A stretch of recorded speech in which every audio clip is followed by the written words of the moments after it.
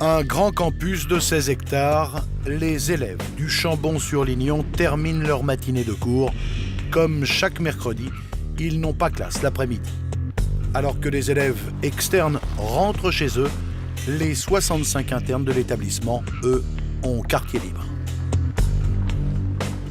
Ils peuvent rester au collège, descendre dans le village, aller se promener, faire ce qu'ils veulent, à condition bien entendu que les parents l'aient autorisé. Les élèves ont obligation pour l'internat de rentrer à 17h30 pour ensuite avoir des horaires d'études. Et pour vérifier que les élèves sont bien tous de retour, les responsables de l'internat font systématiquement l'appel. Et à 17h30, le mercredi, il y a une élève, Agnès Marin, qui manque à l'appel. Elle n'est pas là. Nous, les plus grands, on s'est dit mais non, elle manque à l'appel, mais bon, elle n'est pas du genre à traîner trop tard comme ça. Elle reviendra, peut-être qu'elle n'a pas vu l'heure, peut-être qu'elle est avec une de ses camarades externes de sa classe, et un truc comme ça, elle remontera bientôt. Mais une demi-heure plus tard, l'adolescente ne s'est toujours pas présentée. La surveillante décide alors de prévenir le directeur de l'établissement, parti à l'extérieur. Et à 18h, ce directeur dit partez la chercher autour du collège, comme on fait habituellement. Vous savez, il faut savoir que malheureusement, des élèves qui arrivent en retard, des élèves qui fuguent, etc., ça arrive quand même pas. Ça arrive. Le personnel commence alors à chercher dans l'enceinte de l'établissement et puis aux abords de l'école pour s'assurer que la collégienne ne s'est pas cachée quelque part. On sait qu'il y a certains endroits où il y a des forêts, où il y a des arbres, etc., où ils peuvent éventuellement se planquer pour ne pas rentrer en études. Donc on a un peu l'habitude de ça. Mais les vérifications habituelles ne donnent rien. Toujours aucune trace de la jeune élève. La responsable de l'internat est de plus en plus inquiète. À 19h, elle rappelle le directeur pour lui dire « on n'a toujours pas retrouvé, je ne l'ai pas retrouvé ». Il lui dit « prenez une équipe avec vous, multipliez le nombre de personnes qui vont se déployer autour du collège ». Les heures est passées et Agnès n'était toujours pas là, quoi. Après, on a commencé à s'inquiéter, on voyait les maîtres d'internat qui allaient un peu partout et tout ça. L'information se propage sur le site. Les élèves se joignent aux recherches. Ils sont de plus en plus nombreux à fouiller les alentours. Il fait nuit, il fait froid. Agnès aurait dû rentrer depuis déjà 2h30. À 20h, comme on n'avait pas retrouvé l'enfant, le directeur du collège appelle les parents et appelle la gendarmerie. Une demi-heure plus tard, une quinzaine de gendarmes arrivent sur les lieux. Ils vont d'abord sélectionner les élèves qui potentiellement peuvent avoir vu quelque chose, peuvent avoir des éléments à apporter. Et puis effectivement, ils vont procéder à quelques auditions pour savoir où peut être Agnès, qu'est-ce qu'elle a dit, est-ce qu'elle a expliqué où est-ce qu'elle allait, qu'est-ce qu'elle allait faire. Mais ces premiers témoignages ne vont pas aider les gendarmes. Ils sont face à des versions assez contradictoires. Il y a certains témoignages qui disent que Agnès a été aperçue dans le bourg du Chambon mercredi après-midi vers 17h. Il y en a d'autres qui disent qu'elle serait partie aux champignons. Rien de très précis pour les gendarmes, mais ils ne veulent rien laisser au hasard. Une équipe part alors aussitôt vérifier si Agnès ne serait donc pas au bourg du Chambon, pendant que d'autres enquêteurs tentent de la joindre. Le téléphone d'Agnès, il est éteint, il est coupé. Donc impossible d'effectuer une géolocalisation pour essayer de la repérer. Impossible. Les gendarmes entreprennent alors leurs premières investigations. La disparition d'Agnès fait l'objet de nombreuses discussions entre les élèves et toutes sortes de rumeurs circulent. Parmi elles, celle d'un élève qui serait sorti du bois avec des griffures sur le visage. Les plus grands garçons de l'internat, on lui a demandé à nous quatre, ouais, si tu sais quelque chose sur la petite, faudrait que tu nous dises, parce que là, il fait vraiment tard, et voilà, quoi. Si tu sais quelque chose, si même tu l'as vu partir avec quelqu'un, ou si tu sais où est-ce qu'elle peut être, faudrait que tu nous le dises, parce que là, franchement, on s'inquiète vraiment, et là, on est prêt à aller chercher.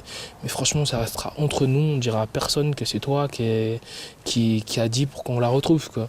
Bah là, il nous a dit clairement que non, qu'il savait rien du tout et tout ça. À partir de ce moment-là, je me suis dit non, enfin, il pourrait pas nous mentir, quoi. Le jeune homme semble lui aussi inquiet. Il décide même d'accompagner la vingtaine d'élèves partis fouiller les bois, une nouvelle fois. Quand on cherchait, tout ça était dans notre groupe. Bon, il était très calme, apparemment. Et il était calme, mais il était pas en tête, mais il était en queue de battu et on cherchait, quoi. Un comportement normal, il cherchait comme nous. Nous, quand on criait son nom et qu'on regardait partout, il faisait pareil. Le temps passe, les recherches ne donnent toujours rien. Pourtant, tout le monde est mobilisé, gendarmes, personnel, élèves. Après les bois, ils vont même jusqu'à faire du porte-à-porte. Les gens du village nous posaient des questions parce qu'ils nous entendaient crier son nom et tout ça, avec des lampes et tout ça. Ils nous ont posé des questions, me demandaient qui vous cherchez et tout ça. Quand on leur avait dit qu'il y avait une fille qui avait disparu, ils sont tout de suite venus nous aider pour essayer de trouver un peu, chercher un peu avec nous. Mais toujours aucun signe de l'adolescente. Les fouilles sont interrompues et les gendarmes quittent le campus du Cévenol aux alentours de minuit et demi. On était à ce moment-là dans l'hypothèse d'une fugue, notamment rechercher si Agnès avait pu se rendre chez les connaissances au sein de Chambon-sur-Lignon. Ce soir-là, quand on est revenu à l'internat vers 1h du matin, on se disait qu'elle avait fugué, peut-être qu'il y a un truc qui s'était pas bien passé ou qu'elle avait une peine de cœur ou un truc comme ça et qu'avec demain on en saura un peu plus. Agnès s'est-elle enfuie de son école? Même si l'hypothèse de la fugue semble à ce stade privilégiée, d'autres pistes sont aussi envisagées. Agnès s'est peut-être égarée. Elle a pu faire une mauvaise rencontre dans les bois. Elle est peut-être retenue quelque part, contre son gré.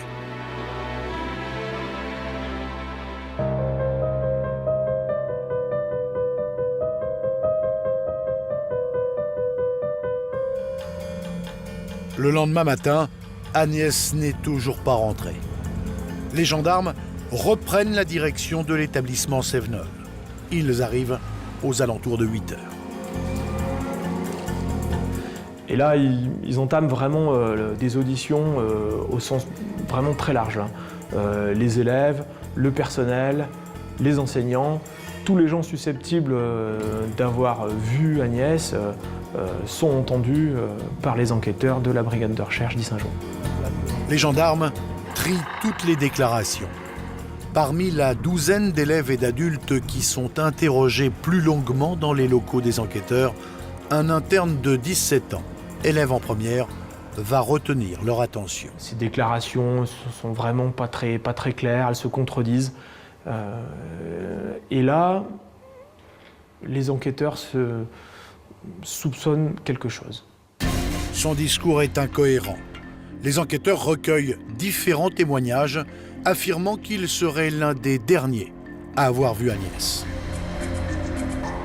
Certains de ses camarades disent que mercredi après-midi, ils seraient partis tous les deux pour aller chercher des champignons hallucinogènes. D'autres élèves évoquent même devant les enquêteurs la rumeur qui court depuis la veille.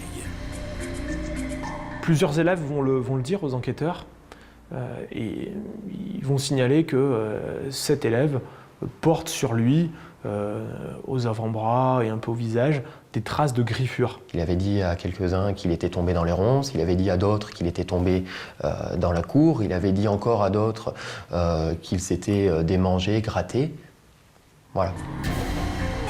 Les gendarmes souhaitent alors entendre le lycéen afin qu'il s'explique.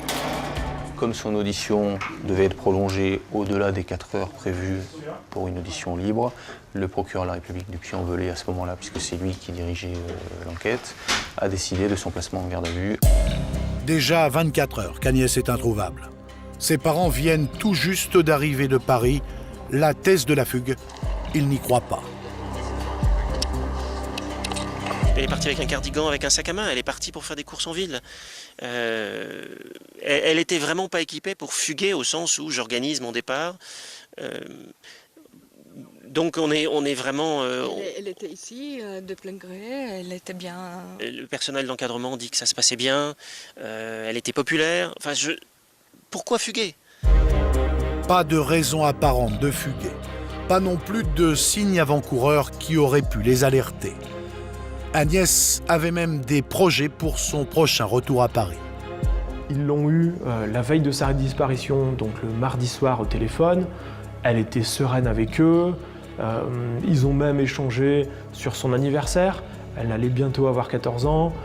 Donc ils avaient évoqué l'organisation d'une petite fête. Si les parents n'envisagent pas une seconde la fugue de leur fille, pour les gendarmes, cette hypothèse est de moins en moins plausible. Le téléphone d'Agnès est toujours coupé, donc toujours pas de géolocalisation possible. Et les gendarmes commencent à trouver cette disparition de plus en plus inquiétante. Il faut faire vite. Les recherches s'intensifient. Des battues sont à nouveau menées dans le bois autour du Cévenol, mais aussi le long des berges du Lignon qui traversent le village. Tout le monde cherche, puisque petit à petit dans la journée, la nouvelle se diffuse et les habitants du Chambon vont venir spontanément d'ailleurs se prêter main forte aux recherches. Des recherches qui prennent du temps, car la zone est vaste et escarpée. Pour avoir toutes les chances de retrouver l'adolescente, les moyens sont renforcés avec notamment la présence de 2 équipes cynophiles et l'arrivée d'un hélicoptère. Un hélicoptère équipé de puissantes caméras, capable de visualiser un individu à près de 2 km, et une caméra thermique pour la vision nocturne qui conserve une certaine efficacité, même si les bois tout autour du lycée compliquent un petit peu la vision de cette caméra thermique. Les gendarmes se déploient dans toute la région. Ils fouillent à nouveau les bois, quadrillent complètement le village. Ils interrogent le voisinage, les commerçants et même les automobilistes. Il y a des patrouilles qui se mettent en place à tous les ronds-points, tous les axes près de l'établissement. Les gendarmes ont un portrait d'Agnès à la main et ils arrêtent tous les automobilistes pour leur demander s'ils n'auraient pas vu une jeune fille. Malgré tous les moyens engagés, les recherches restent vaines. Avec la tombée de la nuit, les espoirs s'amenuisent. Quand on a vu la gendarmerie, les hélicoptères qui faisaient des tours dans le ciel, ça a fait un tic dans nos têtes et on a tout de suite commencé à penser au pire, quoi. Le pire, tout le monde y pense. Les gendarmes, qui n'excluent aucune hypothèse depuis la disparition d'Agnès, envisagent très sérieusement la piste criminelle.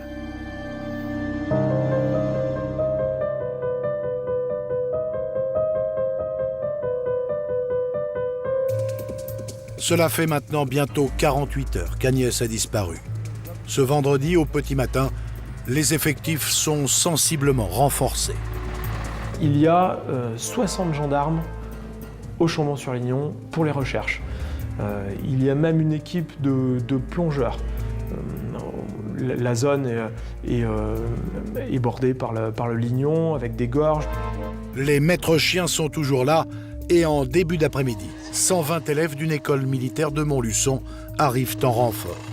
Plusieurs battues sont organisées le long du Lignon, autour de l'établissement et dans les autres bois du village. Les quelques 200 militaires peuvent compter sur l'aide des habitants. En tout début d'après-midi, une immense battue doit s'organiser aux abords du Chambon. On compte à peu près 100 à 150 bénévoles, essentiellement des gens du secteur, des gens qui eux aussi veulent y croire, se disent c'est pas possible, elle doit bien être quelque part, on va retrouver sa trace. Un déploiement de forces et de moyens impressionnant. La disparition d'Agnès est prise très au sérieux. C'est clair que si nous étions sur une hypothèse privilégiée de simple fugue en excluant toute autre chose, peut-être qu'il n'y aurait pas autant de moyens. Il faut faire vite, on travaille le plus vite possible avec le plus de moyens possible. Sur le terrain, les gendarmes n'ont pas la moindre piste. À la compagnie d'Issangeau, en revanche, la garde à vue du jeune homme commence à porter ses fruits. Le lycéen reconnaît être parti dans les bois avec la jeune fille pour ramasser des champignons hallucinogènes. fin d'après-midi. Il commence à venir progressivement aux aveux. Et comme c'est souvent le cas dans ce type d'affaires, il y vient vraiment très lentement au fur et à mesure de l'audition, ce qui prend plusieurs heures. Et tout ça pour arriver vendredi en fin d'après-midi, à ce qui nous emmène sur les lieux dans le secteur où il prétend avoir bousculé à ce moment-là, effectivement, Agnès. Pour les gendarmes, il n'y a plus de doute. Cet adolescent a un rôle dans la disparition d'Agnès. Il est urgent d'aller vérifier. Les recherches redémarrent alors dans le secteur désigné par le jeune homme. Mais ces indications sont très vagues. Il a fallu engager des opérations de ratissage dans une zone en pente et boisée, de nuit. Donc ces opérations ont eu lieu entre 18h30 et 20h30 avec un hélicoptère, avec un chien et avec une quarantaine de gendarmes qui ont ratissé le bois. Les gendarmes évoluent avec des lampes torches. L'opération est délicate. Le commandant de Pierre demande à ses hommes de se redéployer et de repasser sur un secteur où ils viennent de passer, mais il n'est pas sûr. Et il dit non, mais on est peut-être mal passé, alors on va revérifier. Alors le dispositif, les gendarmes se redéploient dans les bois, ils avancent tout doucement, il est 20h15 à peu près, et là, d'un coup, un gendarme pousse un cri, s'arrête, net, le commandant arrive, et le corps est là. Nous avons, à la suite d'indications qui nous ont été données par le témoignage d'un des élèves, découvert un corps dans un bois à 2 ou 3 km à vol d'oiseau d'ici. Ce corps, malheureusement, est calciné. Si le procureur ne peut confirmer que ce corps est bien celui d'Agnès, pour tout le monde, cela ne fait aucun doute. Il s'agit bien de la jeune fille disparue. Après plus de 48 heures d'intenses recherches, le dénouement tragique, tant redouté, est arrivé. On a eu 2 chocs en même temps. Le premier, c'est qu'on avait retrouvé effectivement le cadavre, le corps de la petite. Et le deuxième, qui a été déjà effroyable, c'est d'apprendre qu'il avait été calciné. Et ça, pour les parents, j'étais présent, j'étais eu l'idée de ne plus pouvoir embrasser leur enfant. Parce que les gendarmes ne voulaient pas qu'ils voient le corps et le procureur de la République non plus, tellement c'était atroce. De ne pas pouvoir saisir dans ses bras son enfant une dernière fois, c'est abominable. Pour les élèves aussi, l'espoir a laissé la place à la douleur et à la colère. Ça a été juste un moment de haine, quoi. Ça a été un choc terrible pour nous tous, quoi. Ça a été un choc terrible pour nous tous et ils n'arrivaient pas à y croire, quoi. Ils se disaient que non, c'était pas possible, on vit en famille, là à l'internat, et il se passe un truc comme ça, c'est vraiment pas possible, quoi. Il y a un truc, c'est pas possible, quoi. Et on était tous abattus ce soir. La zone autour de la découverte est gelée. Un périmètre de sécurité empêche son accès.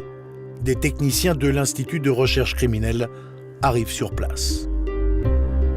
Les investigations commencent aussitôt. Elles vont avoir lieu pour partie dans la nuit et pour partie le samedi matin, profitant effectivement que le jour se soit levé. Les enquêteurs procèdent à des relevés. Des prélèvements sont également réalisés sur le corps et la scène du crime à la recherche du moindre indice. Pour comprendre ce qui a pu arriver à Agnès, les gendarmes comptent avant tout sur les explications de son camarade en garde à vue. Il est interrogé maintenant sur les circonstances de la découverte du cadavre, c'est-à-dire le corps de cette jeune fille est calciné, donc il faudra qu'il s'explique, ça se produira dans la nuit. Et le jeune homme va craquer dans la nuit. Après de multiples versions, il va commencer à faire des aveux très précis. Aux environs d'1h du matin, le jeune lycéen va avouer effectivement qu'il a tué et brûlé le corps d'Agnès. Des confessions encore partielles. Il faudra attendre plusieurs heures avant que le lycéen finisse par tout avouer. Il est très froid et sans émotion apparente. Il reconnaît qu'il l'a tué, qu'il l'a violé et qu'il l'a brûlé le corps. Cet enfant a été tué dans des conditions sur lesquels je ne m'étendrai pas, mais que je qualifierais quand même d'atroces, et violés également. Tué, violé, brûlé, Agnès a vécu un véritable calvaire dans ces bois. Un calvaire infligé par l'un des siens. Pourquoi ce lycéen s'en est-il pris à la jeune fille? Avait-il vraiment planifié son crime?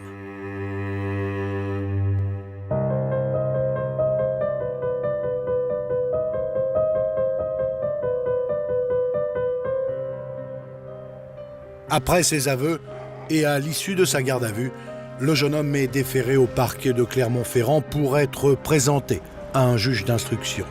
Il est mis en examen pour viol et assassinat et écroué dans la foulée à la prison pour mineurs de Mézieux, près de Lyon. L'assassinat, c'est un meurtre avec préméditation, ce qui signifie que nous avons dans le dossier des éléments qui nous permettent de penser et même d'affirmer que les faits ont été prémédités. Le jeune homme s'était muni d'un certain nombre d'objets que je ne détaillerai pas, qui lui ont permis de commettre son crime. D'après nos informations, il avait par exemple des ficelles qui auraient pu servir de lien pour entraver sa victime et la violer, la tuer ensuite, quoi. Pour le procureur de la République de Clermont-Ferrand, il ne fait aucun doute que le lycéen a délibérément choisi sa victime et lui a tendu un piège. L'adolescent serait récidiviste. On apprend que le lycéen, qui est originaire du Gard, est déjà mis en examen pour une précédente affaire de viol qui s'est passée dans le Gard.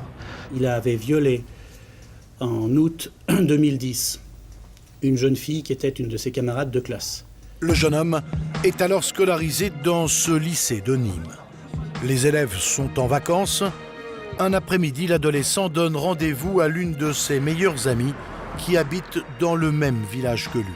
Les deux jeunes vont se balader dans la garrigue. Plus il s'éloignait du village, plus elle se rendait compte que ce n'était pas une situation normale. Donc, alors bon, après ça a été, ouais, mais j'ai trouvé des champignons, ouais, mais si, mais enfin, des prétextes fallacieux pour aller vers l'endroit qu'il avait préparé et pour l'entraîner. Bon, et quand il a vu qu'elle ne le suivait plus, il a usé de la force pour aller jusqu'à son scénario. Un scénario semblable à celui qu'aurait vécu Agnès. Il est évident que l'arsenal qu'il y avait, c'était calculé, c'était pensé, c'était réfléchi. Ça ne pouvait pas être, ça ne tombe pas du ciel. Ce n'est pas une hirondelle en passant qui balance des gadgets, qui balance tout l'accessoire qu'il avait. Le jeune homme commence alors à mettre en scène le film qu'il a imaginé. Mais il va être interrompu par le téléphone de l'adolescente qui se met à sonner. C'est la mère de la jeune fille, qu'il connaît bien. Sa mère s'inquiétait de ne plus la voir depuis déjà un bon espace de temps, donc elle y a téléphoné savoir ce qu'elle faisait tout. Et bon, les téléphones au jour d'aujourd'hui font qu'il y a les visages qui apparaissent, donc le jeune homme automatiquement est-ce que c'est de voir le visage, est-ce que c'est d'entendre la voix, a réagi. Et bon, l'irréparable n'a pas été, du moment que ma petite cousine a vu une faille, une voix, elle a usé de tous les artifices possibles pour sauver sa peau. La jeune fille, qui a 15 ans au moment des faits, réussit à convaincre son agresseur de la laisser partir pour aller rassurer sa mère. Elle lui fait croire qu'elle reviendra plus tard. Elle ne reviendra pas. Le lycéen est arrêté et mis en examen pour viol, avec violence. Dans cette précédente affaire, pour laquelle il n'a pas encore été jugé, il a fait 4 mois de détention provisoire. Les expertises que j'ai en ma possession, dans le dossier de Nîmes, font état de quelqu'un, d'après les psychologues et psychiatres, qui était adaptable, réinsérable et ne présentait pas de dangerosité. Le juge d'instruction en charge du dossier décide donc de le libérer au mois de novembre 2010 et de le placer sous contrôle judiciaire. Il a été, comme c'est la règle en matière de mineurs, libéré sous contrôle judiciaire, avec un contrôle judiciaire extrêmement strict, qui était d'être en internat, de suivre un traitement médical, de ne pas aller dans le Gard et de rendre visite à ses grands-parents et non pas à ses parents dans le Gard. Ce contrôle judiciaire a été scrupuleusement respecté. C'est à cette époque-là que le jeune homme va entrer au Cévenol. Le directeur du collège a reçu une lettre du père de à la mi-août 2010, lui expliquant que son fils avait des petits problèmes de dyslexie et un peu de mal à apprendre, que ça avait été un élève ou un enfant sans problème jusqu'à cette année 2010 où il avait eu un incident manifestement grave. Il nous expliquait que le juge avait demandé qu'il soit mis dans un internat et demandé si on voulait bien le recevoir. Comme à chaque demande d'inscription, le directeur de l'établissement convoque le jeune homme et ses parents. Pendant environ 1h30, il présente l'établissement à la famille, puis s'assure que le projet de l'élève est bien en adéquation avec celui de l'établissement. J'ai eu une discussion avec lui. J'ai eu une discussion avec son père qui est venu le présenter. Et au vu des informations que j'avais, j'ai estimé que le coup était jouable et que pouvait réintégrer une structure scolaire. Que savait exactement l'établissement du passé judiciaire de l'adolescent? La direction assure qu'elle ne connaissait pas la raison pour laquelle le jeune homme avait passé 4 mois en prison. Samedi 19 novembre à 17h, lors de la conférence de presse du procureur de la République, la direction du collège Cévenol a découvert, en même temps que les parents d'Agnès, en même temps que les élèves et leurs familles, l'effroyable vérité. Nous avions accepté dans notre établissement un jeune garçon convaincu de viol. L'établissement affirme aussi n'avoir jamais eu de contact avec la justice. Mais pourquoi le directeur n'a-t-il pas demandé au père de l'élève davantage de détails sur l'incident qu'il évoquait au cours de l'inscription? La direction avance 2 raisons. D'abord, c'est pas juridiquement valable, on n'a pas le droit de le faire, et deuxièmement, c'est moralement gênant. C'est-à-dire que si un élève rentre pour refaire une vie, parce qu'il s'est un peu drogué autrefois, parce qu'il a peut-être un peu bu, parce qu'il a été mis à la porte d'un lycée, et qu'on veut lui donner une deuxième chance, on ne commence pas à lui donner une deuxième chance en le déclarant coupable d'un péché originel. Il faut qu'il puisse se sentir en confiance et sentir qu'il peut repartir. Tout aurait donc été mis en œuvre pour que le jeune homme puisse se réinsérer. Il était suivi au puits par un psychiatre et dans l'établissement par un psychologue. Il a toujours respecté le contrôle judiciaire. Un contrôle judiciaire qui n'empêchera pas le jeune homme de commettre l'irréparable. Un acte traumatisant pour le personnel, les élèves, mais aussi tout un village. Le dimanche matin, les habitants ont souhaité se rassembler pour rendre hommage à Agnès. Ils sont environ 4000 dimanche matin à 10h à partir depuis la mairie du Chambon. Le cortège prend la direction du collège Cévenol où était scolarisée Agnès. Et là, sur un des bâtiments du collège, les lycéens les plus proches d'Agnès vont dévoiler une plaque à son hommage, à sa mémoire. Les camarades d'école d'Agnès sont en tête du cortège. Bien que traumatisés par ce terrible drame, l'école du Cévenol et ses élèves, ainsi que la commune du Chambon-sur-Lignon, veulent à présent se tourner vers l'avenir. Aujourd'hui, on essaie de retrouver le sourire. On essaie de retrouver le sourire, bien que c'est difficile, on essaie de retrouver le sourire petit à petit. Et nous, aujourd'hui, ce qui reste, c'est juste un combat. Et c'est quoi ce combat? C'est que ces choses-là n'arrivent plus jamais dans notre école, quoi. Qu'aujourd'hui, tout le monde puisse prendre conscience qu'une gamine de 13 ans est partie dans des conditions atroces. Les obsèques d'Agnès se sont déroulées à Paris 10 jours après son assassinat. Une cérémonie dans l'intimité en l'église Notre-Dame du Perpétuel Secours dans le 11e arrondissement. Ce jour-là, Agnès aurait dû fêter ses 14 ans.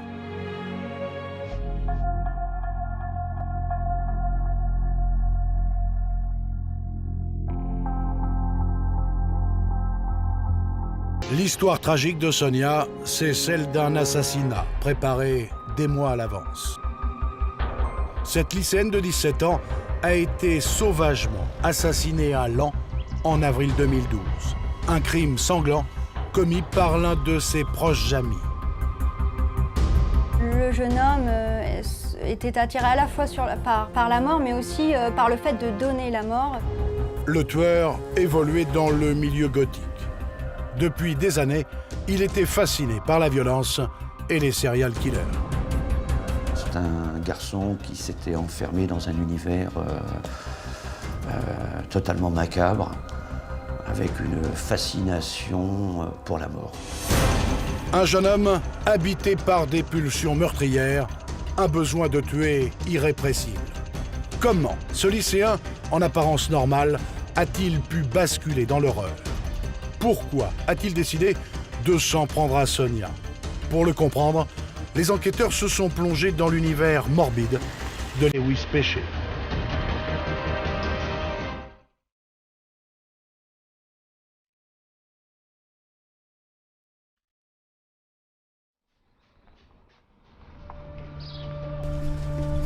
Ce mercredi après-midi, il est 14h, lorsque la cloche du lycée Julie d'Aubier de Laon retentit. Les élèves s'apprêtent à regagner leur salle de classe, mais une personne manque à l'appel. Il s'agit de Sonia, une élève de terminale qui n'est pas rentrée de sa pause déjeuner. Les amis du lycée de Sonia commencent à s'inquiéter dans l'après-midi parce qu'ils ne la voient pas reprendre les cours et c'est pas dans ses habitudes à Sonia de sécher. Quelques heures plus tôt, Sonia a passé sa première épreuve du bac blanc. Un peu avant midi, elle a bu un verre avec un ami dans un bar des hauteurs de Laon. Puis elle est partie seule et plus personne ne l'a revue. Pour les camarades de Sonia, cette absence est étrange. C'est une bonne élève qui suit toujours ses cours avec assiduité. Ils décident alors de prévenir Victor, le petit ami de Sonia, qui sait toujours où elle se trouve. Son fiancé cherche à la joindre et tombe systématiquement sur sa boîte vocale et il lui envoie des textos, pas de message.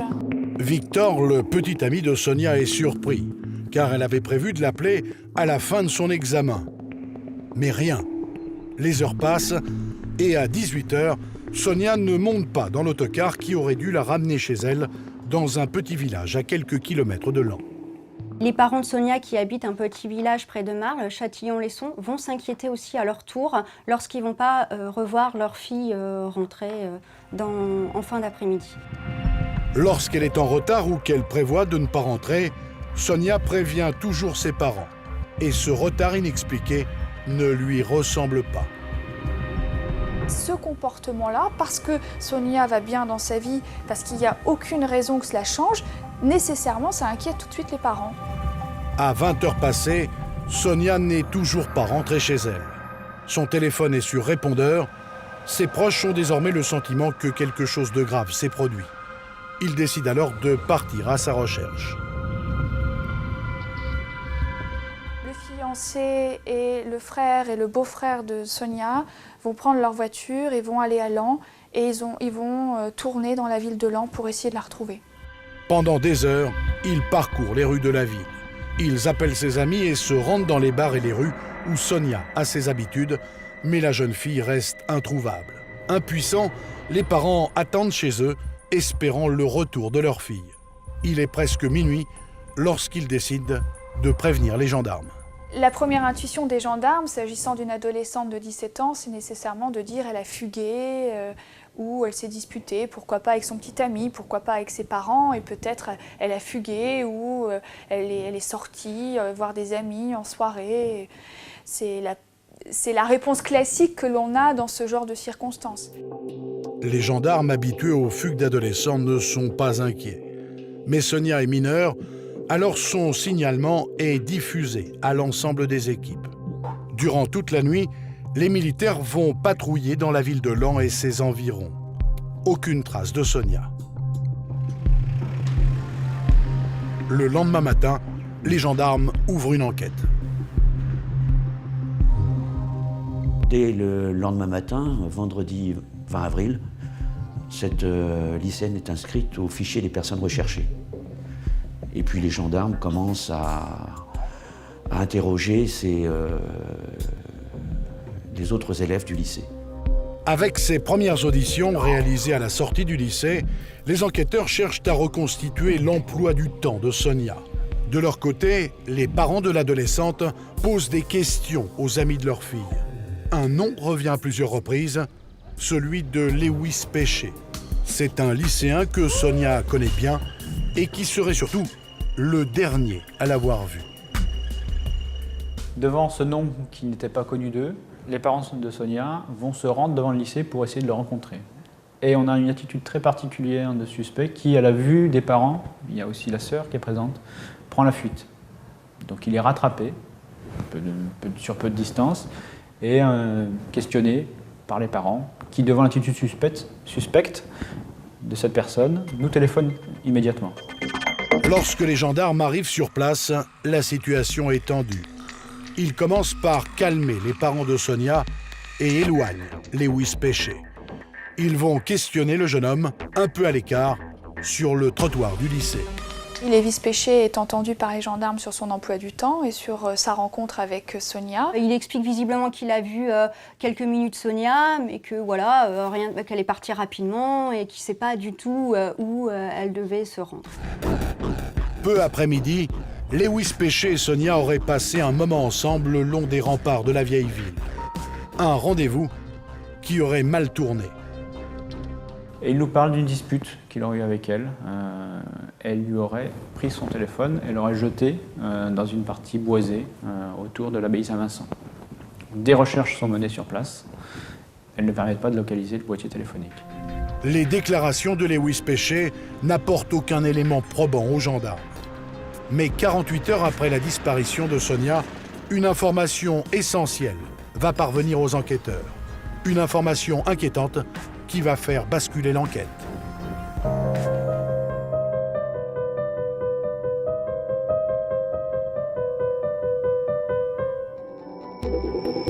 Ça fait maintenant 2 jours que Sonia a disparu, 2 jours qu'elle n'a donné aucun signe de vie. L'enquête des gendarmes piétine, jusqu'au moment où un témoin inattendu va se présenter aux gendarmes. Vers 17h40, on a une personne qui se présente à la brigade et qui nous livre une version de ce qu'elle a vécu.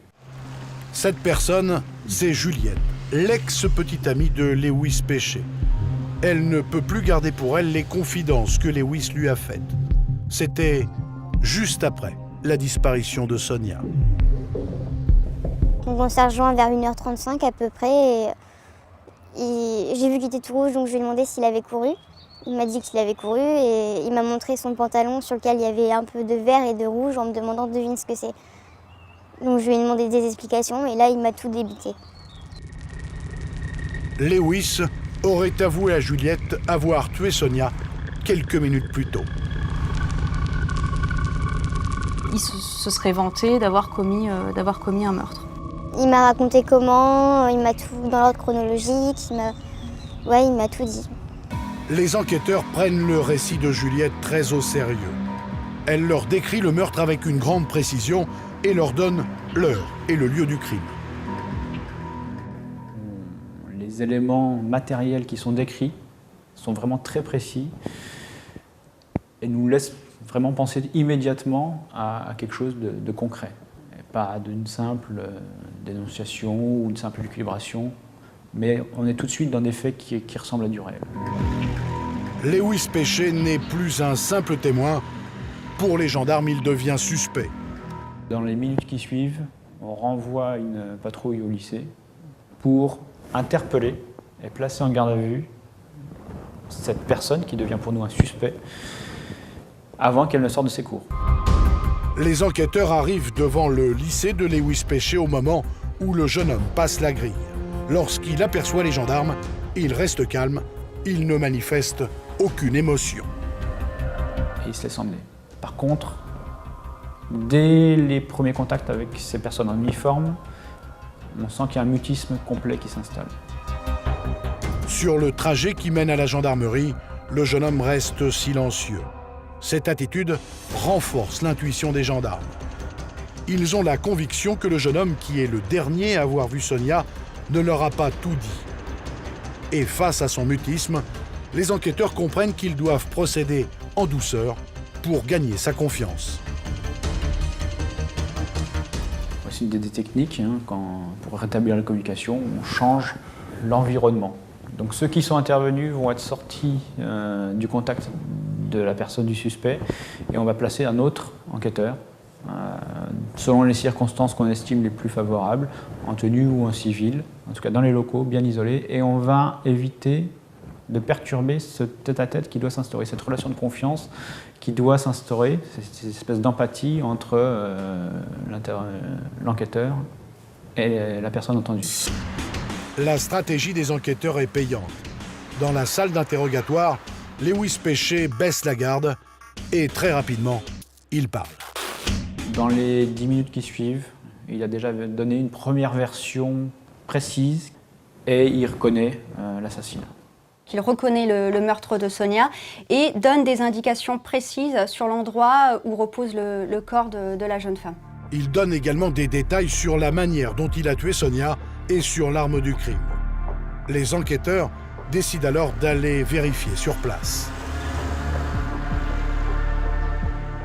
Les gendarmes se rendent derrière les ruines de l'abbaye Saint-Vincent, sur un petit sentier, la promenade La Madeleine. D'après les indications de Lewis Pesce, le corps de Sonia se trouverait sur le versant, à 30 mètres en contrebas.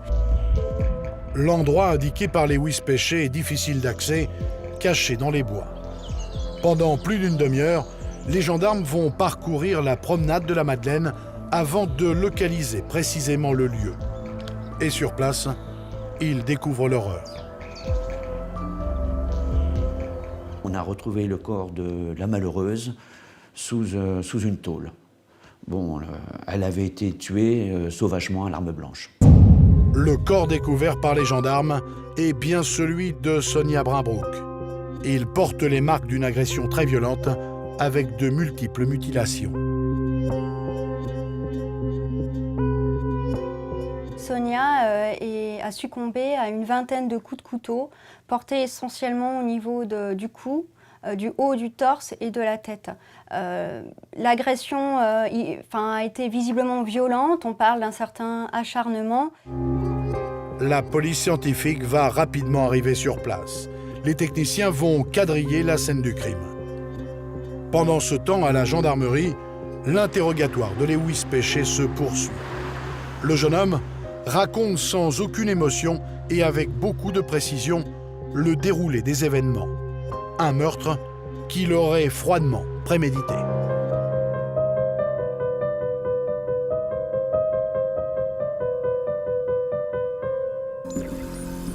Le jeudi 19 avril au matin, Lewis Pesce aurait quitté le domicile de ses parents avec l'intention de tuer. C'est un jeune homme totalement déterminé qui serait monté dans l'autocar ce matin-là. Il avait prévu de tuer Sonia ce jour-là, donc il avait préparé tout un équipement pour pouvoir le faire. Il a introduit dans son sac de l'école un sac de poubelle, un couteau, un briquet, une bouteille d'essence, une chemise blanche faisant office de tablier et des gants. Lewis Pesce se serait ainsi rendu à son lycée où il aurait suivi ses cours tout à fait normalement, sans que ses camarades en tout cas n'aient noté de changement dans son attitude.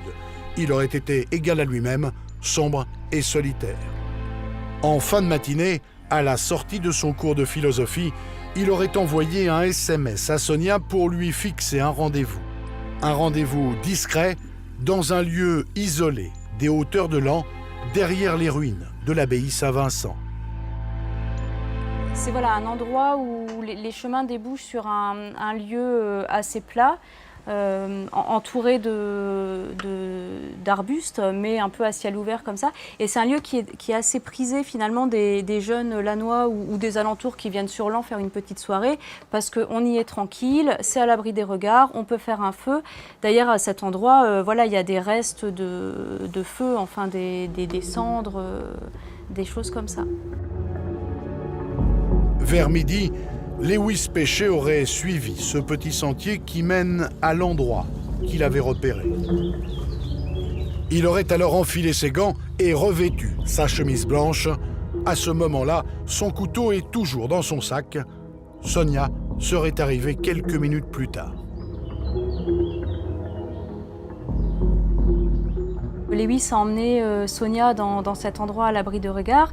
Il lui a dit, voilà, ferme les yeux, j'ai une surprise pour toi. Donc la jeune fille s'est exécutée, elle a fermé les yeux.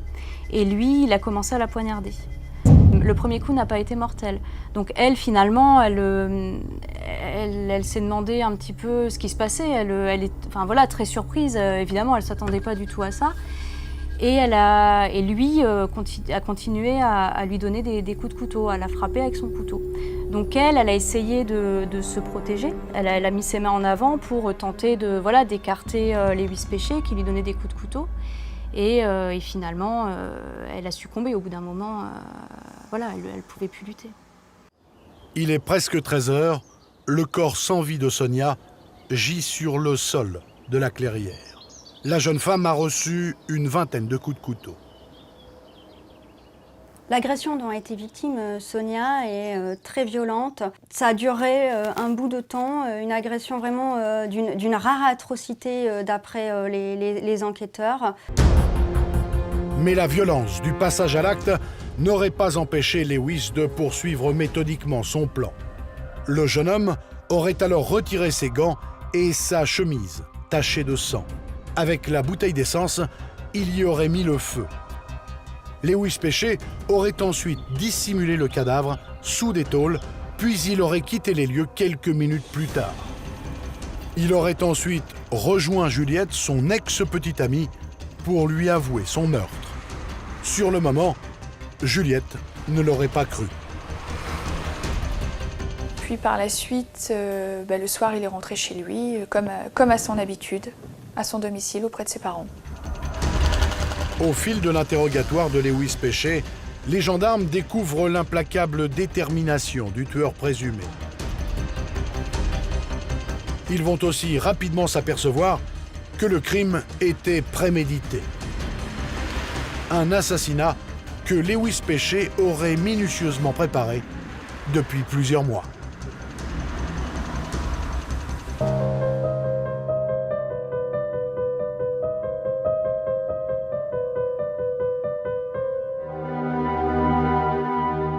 Dans la salle d'interrogatoire de la gendarmerie de Laon, Lewis Péché se serait très vite livré.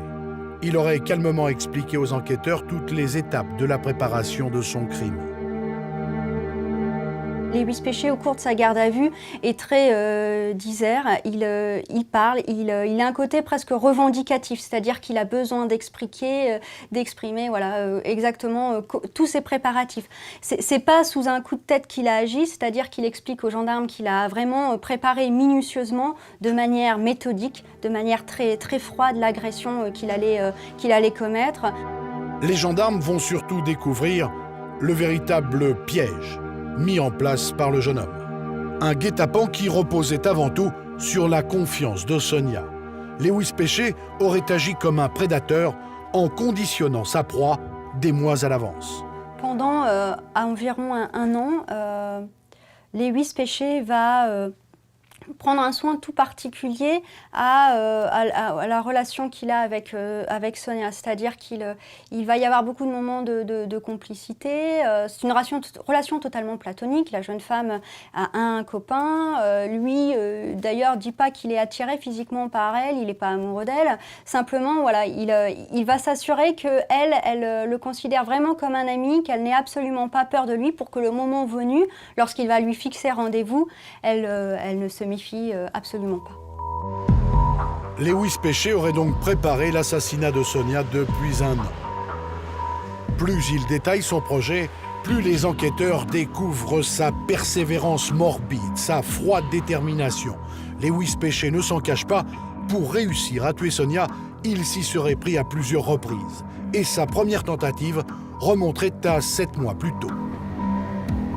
C'est au mois de septembre qu'il aurait donné un premier rendez-vous à Sonia dans un lieu isolé, mais proche de son lycée. Il a fixé un rendez-vous à un endroit, à Sonia. Oui, selon lui, c'était pour tuer. Effectivement, c'était pour tuer. Il aurait déclaré aux enquêteurs que ce jour-là, il projetait d'étrangler Sonia avec une cravate, puis de lui arracher les yeux à la petite cuillère. Mais la tentative échoue. Sonia s'est trompée d'endroit. Et donc, mon client s'est présenté au lieu indiqué que lui, où il attendait Sonia. Comme il n'a pas vu, là, il était en colère. Et puisque Sonia n'est pas venue, eh bien Lewis va récidiver. 6 mois plus tard, il aurait à nouveau décidé de passer à l'acte. Là, c'est le 18 avril 2012. Il demande à Sonia de se présenter dans un cimetière, notamment le cimetière Saint-Just de Laon. Il y a dans le cimetière un ouvrier, qui travaillait là. Et évidemment, mon client n'a pas pu passer à l'acte en ce moment-là. Donc, a reporté le rendez-vous et lui a dit, voilà, on se retrouve donc le lendemain, là où effectivement le crime a eu lieu. Et le lendemain, à la 3e tentative, Lewis Péché aurait finalement réussi à mettre son terrible projet à exécution. Une mise à mort méticuleusement planifiée. Les enquêteurs vont progressivement découvrir la face cachée et terriblement menaçante du jeune homme. Jusqu'à ce meurtre, le jeune homme ne se distinguait que par son attirance pour le milieu gothique, son goût pour les cimetières et son intérêt pour la religion. De toute évidence, ça allait beaucoup plus loin. Et c'est un garçon qui s'était enfermé dans un univers totalement macabre, avec une fascination pour la mort. Il m'a déjà dit que quand il regardait des films de serial killer, qu'il se demandait comment ça faisait de tuer quelqu'un ou des choses comme ça. Mais je me disais quand même que c'était bizarre qu'il soit autant passionné par les serial killers, qu'il voulait même envoyer un mail à un serial killer. Je lui ai dit que ça se faisait pas en France, quoi. Cette passion pour la mort et les tueurs en série, ainsi que ce goût prononcé pour le macabre, vont être confirmés lors d'une perquisition au domicile de Lewis Péché.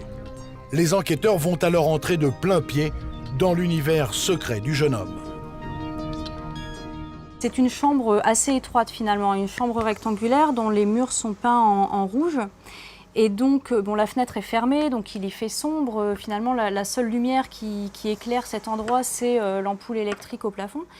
Et donc, sur ces murs de couleur rouge, se détache une multitude de dessins. Des dessins morbides, où il y a nécessairement des cimetières, des croix, des tombes, où on voit des actes de violence sur ces dessins. C'est une chambre particulière. Dans sa chambre, il découvre un monde effrayant. L'impression qu'on a quand on a pénétré dans cette chambre, c'est celle d'un univers morbide, vraiment tourné vers la mort, un univers oppressant et un univers dérangeant et presque malsain. Outre le décorum macabre de la chambre de Lewis Péché, les gendarmes découvrent par ailleurs ses soudains excès de violence, comme ce jour où Juliette, sa petite amie de l'époque, lui avoue qu'elle fume en cachette. Il avait réagi assez violemment, il a voulu me jeter du haut des remparts, il m'a pris au col et il me poussait en me demandant si c'était un jeu pour moi, si j'allais sauter toute seule ou s'il fallait qu'il me pousse ou des trucs comme ça. Les gendarmes comprennent également que le parcours de Lewis Péché est une lente montée en puissance vers le passage à l'acte. Avant de s'en prendre à Sonia, Lewis se serait exercé sur des animaux. Il a expliqué avoir déjà tué des chats d'une façon cruelle, en les dépeçant. Le jeune homme était attiré à la fois par la mort, mais aussi par le fait de donner la mort. Il ne l'expliquait pas, il disait simplement qu'il en avait envie. Progressivement, la mise à mort d'animaux n'aurait plus suffi à Lewis Péché. Il aurait exprimé à plusieurs reprises au cours de l'année écoulée sa volonté de passer un cap, c'est-à-dire de s'attaquer à un être humain. Et plus les pulsions meurtrières de Lewis Péché apparaissent au grand jour, moins le mobile du meurtre de Sonia semble clair.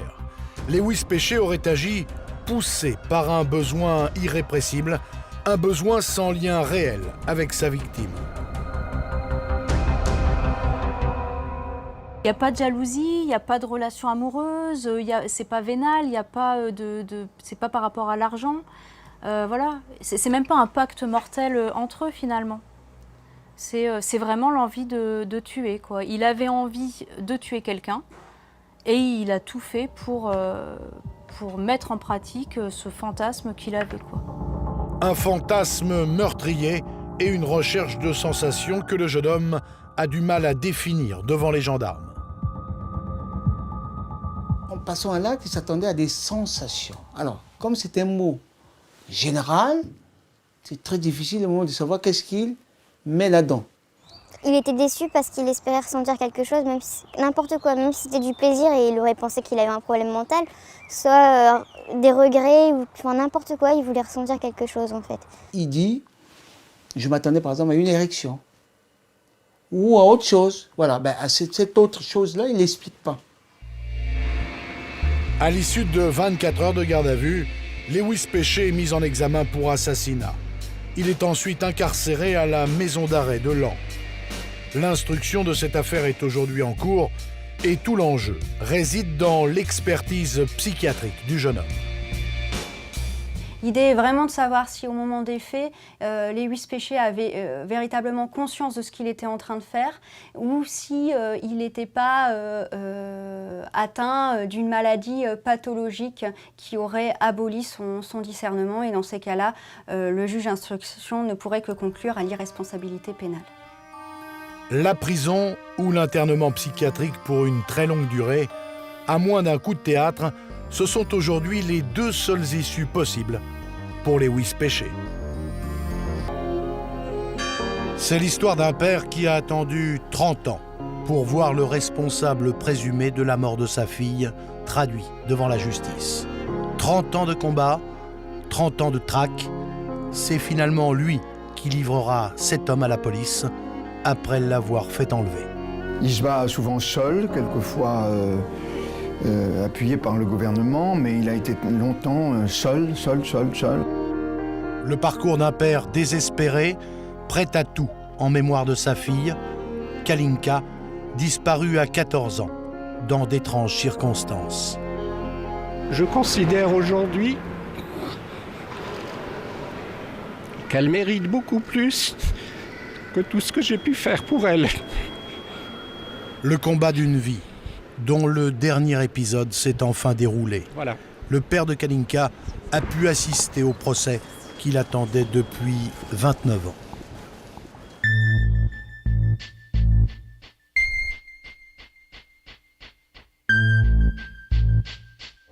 Après le divorce de ses parents, Kalinka Bamberski commence une nouvelle vie de famille.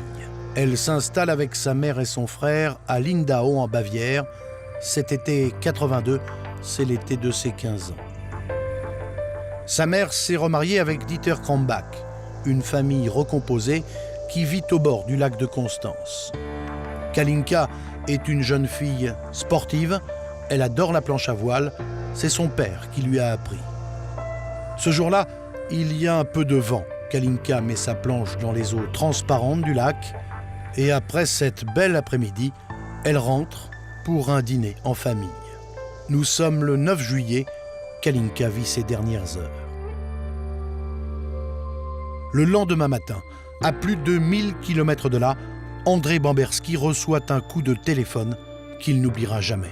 Ça a commencé donc par un appel téléphonique ici même de la maman de Kalinka le samedi 10 juillet 82 vers 10h15, 10h30 pour m'annoncer comme ça, subitement, tout de go, la mort de Kalinka. Donc pour moi, c'était quelque chose de terrible. J'ai perdu la tête pendant plusieurs jours, je dirais même pendant plusieurs semaines. C'est le départ en catastrophe pour Lindau. André n'a qu'une obsession, revoir sa fille une dernière fois avant l'enterrement. Il n'arrive pas à croire à la mort de Kalinka. Si jeune, pleine de vie, il ne comprend pas. Ce coup de fil depuis l'Allemagne ne lui a donné aucun détail. Il sait seulement que sa fille est morte pendant la nuit. À son arrivée, il obtient les premières explications. La première chose qui m'a été dite, Kalinka est peut-être morte d'une insolation parce que moi je leur avais appris à faire de la planche à voile et donc le vendredi après-midi elle avait fait de la planche à voile sur le lac de Constance. L'adolescente n'aurait donc pas survécu à une banale insolation. Elle serait morte vers 3 heures du matin. C'est Dieter Krombach, le beau-père de Kalinka, qui aurait découvert le corps inanimé de sa belle-fille au réveil. Cardiologue de profession, il aurait essayé de la réanimer en lui faisant plusieurs piqûres. Dans un premier temps, André Bamberski, sous le choc, ne cherche pas d'autre explication. Il rentre chez lui près de Toulouse, préparer l'enterrement de Kalinka.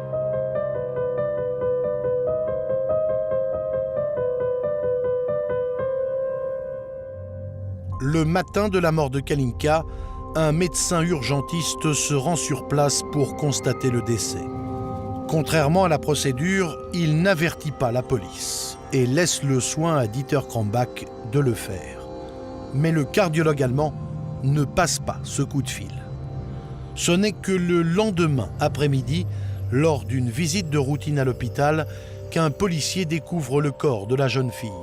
Il demande une autopsie de contrôle, car la mort n'a pas été déclarée. L'autopsie n'identifie pas de cause précise du décès. Par conséquent, l'affaire est classée.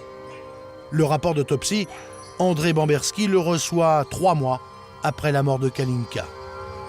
Au fil des pages, les interrogations grandissent.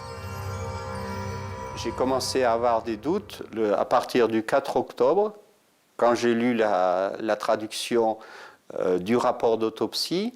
Et même n'étant pas médecin, je me suis rendu compte qu'il y avait énormément de choses qui ne collaient pas. La lecture du rapport d'autopsie lui apporte des précisions. Les médecins légistes constatent plusieurs traces de piqûres. Il y a les injections faites par Dieter Krombach lui-même, et puis il y en a une autre, étrange, anormale.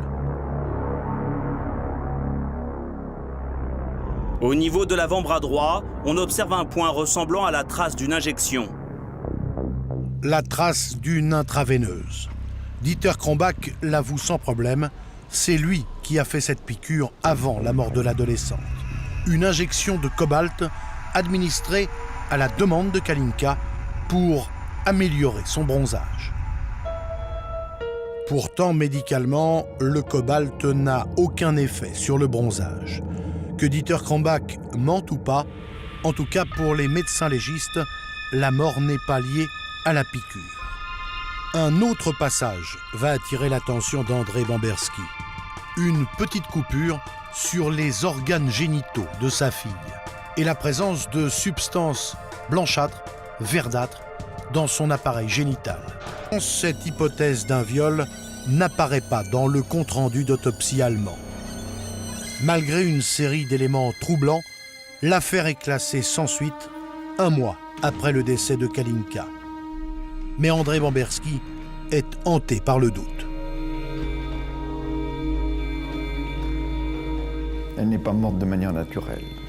Cet enfant était en parfaite santé, il faisait du sport, elle allait bien. Et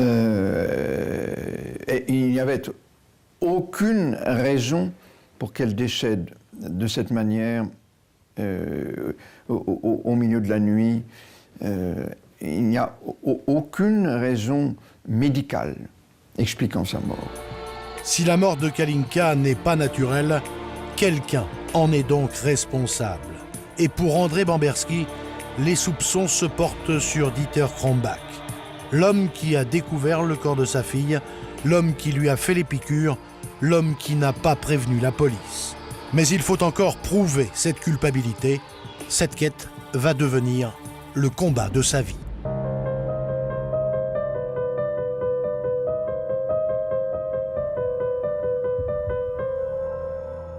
Après la disparition brutale de Kalinka, André Bamberski se rend sur la tombe de sa fille. Il lui fait une promesse solennelle. Il jure de tout faire pour découvrir la vérité et lui rendre justice. Chaque fois que je viens, je finis en lui disant aie confiance, j'irai jusqu'au bout, qu'on sache exactement comment elle est décédée, que je puisse faire deuil et honneur à sa mémoire. Traumatisé par la mort de sa fille, André Bamberski n'a pas voulu déménager. Il veut au contraire continuer à vivre dans cette maison, au milieu de ses souvenirs, là où résonne encore le rire de Kalinka. Ici, il y avait son lit, ici, il y avait sa table de travail. Les tableaux, c'est les seules choses que j'ai laissées. Mais bon, quand il faisait beau, la porte-fenêtre était ouverte. Elle allait et venait entre la terrasse et sa chambre.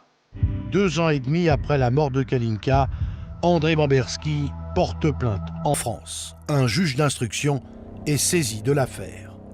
Mais l'Allemagne ne permet pas aux magistrats français d'enquêter sur son territoire.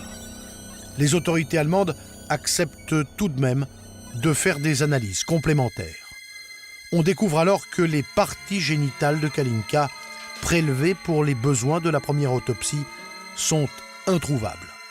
Dans aucun pays du monde, et même pas en Allemagne, on ne fait l'autopsie d'une jeune fille de 15 ans sans inscrire si elle était vierge ou pas, s'il y a eu un rapport sexuel ou pas avant la mort, sans faire de frottis vaginal, après avoir constaté beaucoup d'anomalies, avoir enlevé la totalité des parties génitales internes et externes du corps de Kalinka, et il s'est avéré 2 ans et demi après que ces parties génitales se sont volatilisées en Allemagne. L'Allemagne soutient que ces organes ont été restitués à la famille avec la dépouille de la jeune fille. Pour s'en assurer, le juge français demande une exhumation. Quand on a ouvert le cercueil à Toulouse au cours de la seconde autopsie, il n'y avait pas d'organes génitaux. Donc les organes génitaux ont disparu. Pour moi, il est certain que les légistes, au lieu de les replacer dans le corps, les ont détruits. Cette disparition va alimenter la thèse du père de Kalinka et de ses avocats. Dieter Krombach aurait violé Kalinka. Et en tant que médecin, il se serait arrangé pour faire disparaître les preuves de ce viol. À la demande du juge français, les médecins légistes de l'Institut médico-légal de Paris se penchent à leur tour sur les circonstances du décès. Ils reprennent le rapport d'autopsie et les anomalies leur sautent aux yeux. Pas d'analyse toxicologique, pas de bilan sanguin, une seule certitude, pour les médecins français, le cœur de Kalinka s'est arrêté de battre peu de temps après l'injection de cobalt. Ces éléments vont convaincre le juge d'instruction d'organiser un procès. Dieter Krombach est poursuivi pour la mort de Kalinka et uniquement pour ce motif. Le juge d'instruction français n'avait pas suffisamment de preuves pour le poursuivre pour viol. Mais le médecin allemand refuse de se rendre à son procès. C'est donc en son absence qu'en 1995, il va être condamné par la Cour d'assises de Paris à 15 ans de réclusion criminelle par contumace, une décision qui ne sera jamais appliquée. L'Allemagne, à l'époque, ne procédait pas à l'extradition de ses ressortissants. Donc on ne pouvait arrêter le docteur Krombach qu'au cours de voyages à l'étranger, quand il sortait, quand il voyageait. Alors qu'il se sait pourchassé par la justice française, Dieter Krombach va, malgré le mandat d'arrêt lancé contre lui, se rendre à l'étranger. Il est allé en Autriche et il a été arrêté en Autriche. Et à ce moment-là, il a été remis en liberté parce que l'Allemagne a fait valoir qu'il avait déjà été jugé pour les mêmes faits. Pour l'Allemagne, l'affaire est déjà classée. Krombach est relâché et se réfugie dans son pays. Depuis ce moment-là, le cardiologue ne prend plus le risque de quitter l'Allemagne. Il échappe ainsi à la justice française. C'est dans une autre affaire que le docteur Krombach va montrer son vrai visage.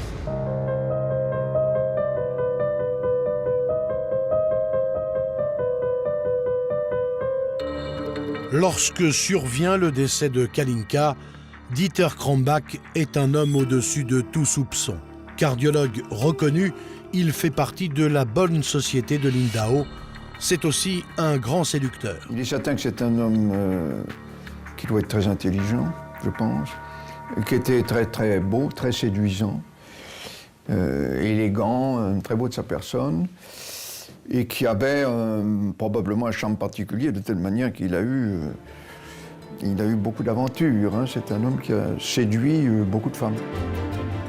Séducteur, cardiologue reconnu, personnalité respectée, bon père de famille, au moment de la mort de Kalinka, seul André Bamberski soupçonne le docteur Krombach. Une façade respectable qui va le protéger jusqu'en 1997. L'année où l'une de ses patientes va l'accuser de l'avoir violée. C'est une jeune fille qui est sa patiente, il lui donne des piqûres, elle va perdre connaissance ou perdre une partie de sa connaissance. Donc elle était sous anesthésie. Bon, après avoir fait certainement son examen, il l'a violée. La jeune fille s'est réveillée alors qu'il était nu, qu'elle était nue, qu'il était nu sur elle. Et bon, là, c'est là qu'a commencé le... Donc, il avait fait partir sa secrétaire médicale, il avait fermé toutes les portes. Vraiment, c'était un acte prémédité. Et je vous dis, il a plaidé coupable. Pour ce viol, Dieter Krombach s'en tire à bon compte. 2 ans de prison avec sursis et l'interdiction d'exercer la médecine pendant cette période. Quelques années plus tard, le médecin dira s'être fait piéger par sa patiente. Mais depuis, 3 autres filles ont déclaré avoir été violées par le docteur Krombach dans les années 80 et 90, mais les faits sont prescrits.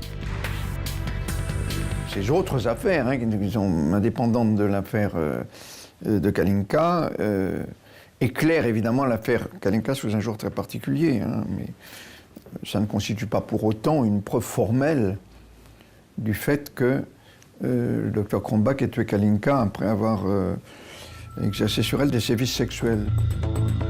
Pour le père de Kalinka, ces révélations confirment ses soupçons. Il espère alors que l'Allemagne va enfin extrader l'homme qu'il accuse du meurtre de sa fille. Mais côté allemand, rien ne bouge. André Bamberski va alors décider d'agir seul.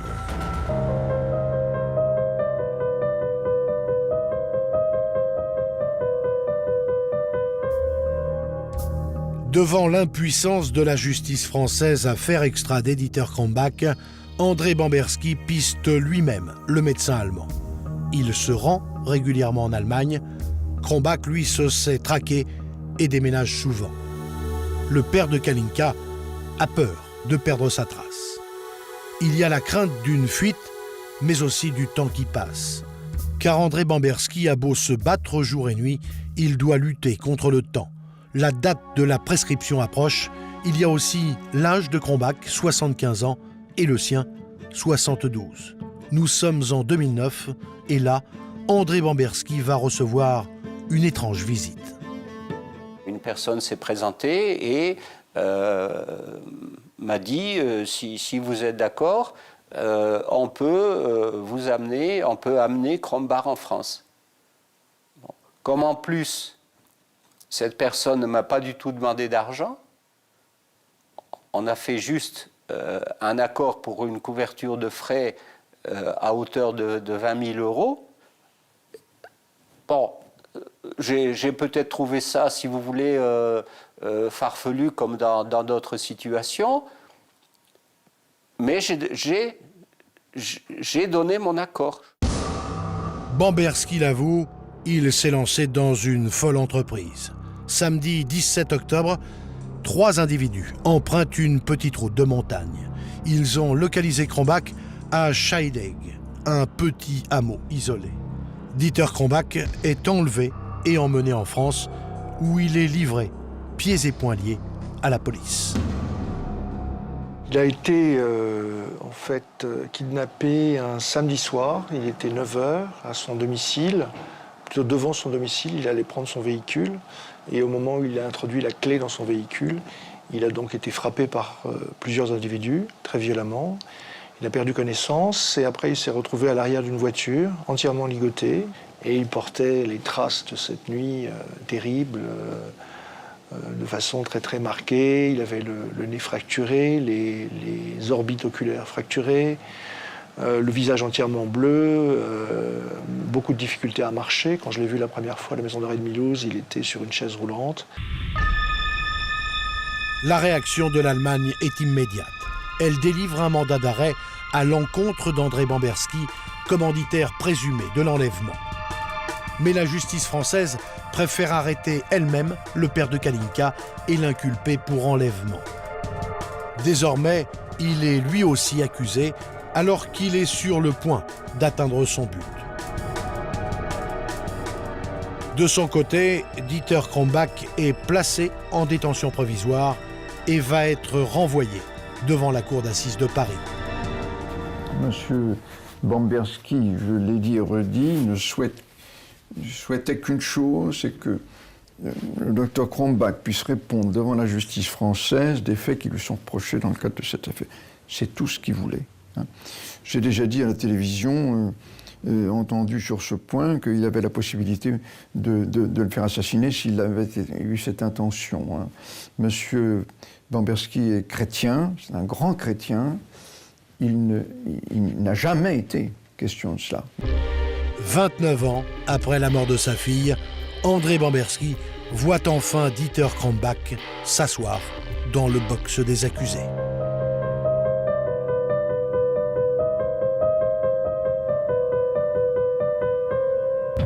Fin mars 2011, Paris, le procès de Dieter Krombach s'ouvre enfin. Ce moment, André Bamberski l'attend depuis 29 ans. Le père de Kalinka touche enfin au but, l'épilogue d'une bataille acharnée, interminable. Dieter Krombach est présent, mais très affaibli. Il a passé les derniers mois à l'hôpital de la prison de Fresnes en raison de son âge et de problèmes cardiaques.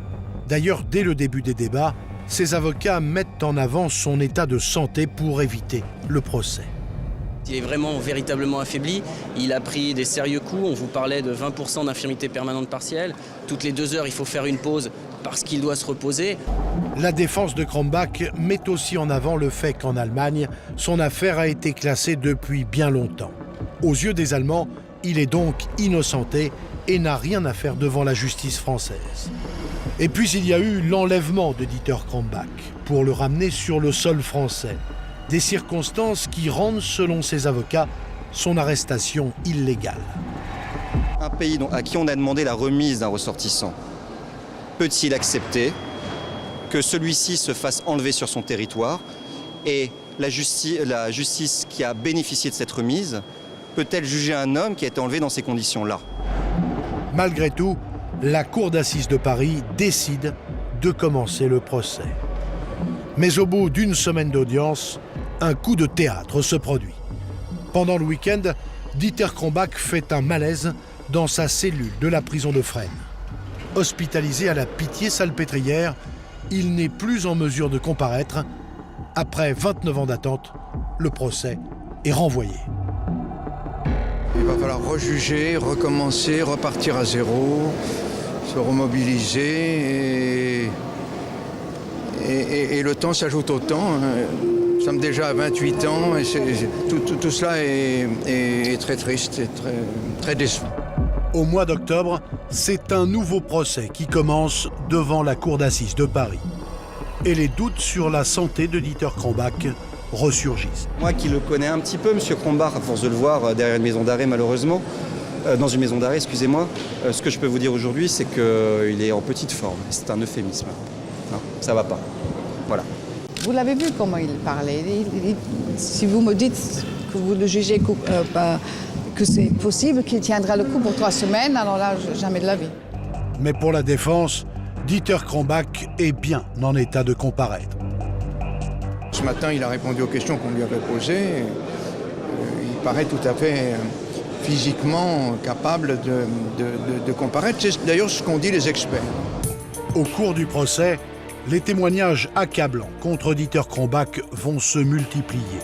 3 jeunes Allemandes raconte avoir été violée par le médecin après avoir été droguée. Mais les faits sont prescrits. Par ailleurs, les conclusions des experts vont se succéder. Kalinka serait décédée en s'étouffant avec son vomi, alors que la jeune fille était sous sédatif, un somnifère que lui avait administré Dieter Krombach.